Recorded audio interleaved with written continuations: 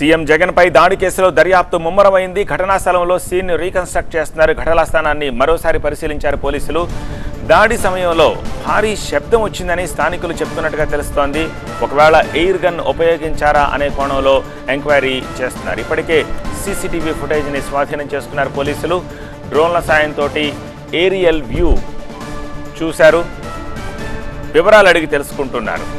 ఇక జగన్పై దాడి నేపథ్యంలో రాప్తాడ్ ఎమ్మెల్యే సంచలన వ్యాఖ్యలు చేశారు. జగన్పై జరిగింది రాళ్ల దాడి కాదు, ఎయిర్ గన్తో కాల్చారు అంటూ తోపుదుర్తి ప్రకాష్ అంటున్నారు. జగన్ కణతకు గురిపెట్టి కాల్చారని తోపుదుర్తి ప్రకాష్ అంటున్నారు. పెద్ద ప్రమాదానికి ప్లాన్ వేశారు, అదృష్టవశాత్తు జగన్ బయటపడ్డారంటున్నారు. అధికారంలోకి వచ్చేందుకు ప్రతిపక్షాలు చేసిన కుట్ర ఇది అంటున్నారు తోపుదుర్తి.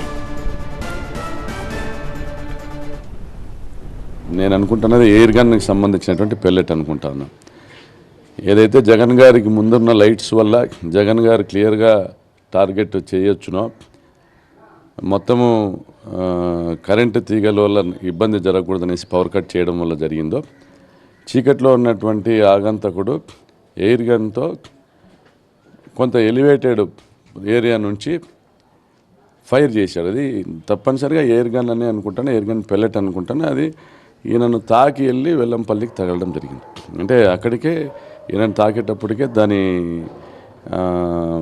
వేగము మందగించి వెల్లంపల్లికి తగిలింది. అది తప్పనిసరిగా అది ఆయన కణతకు గురిపెట్టి ఏం చేశారనేసి నేను అనుకుంటా ఉన్నా. తప్పనిసరిగా జగన్మోహన్ రెడ్డి గారికి పెద్ద ప్రమాదమే జరగాలని కోరుకున్నారు. బట్ రాష్ట్ర ప్రజల అదృష్టం ఆయన చిన్న గాయంతోనే బయటపడడం జరిగింది.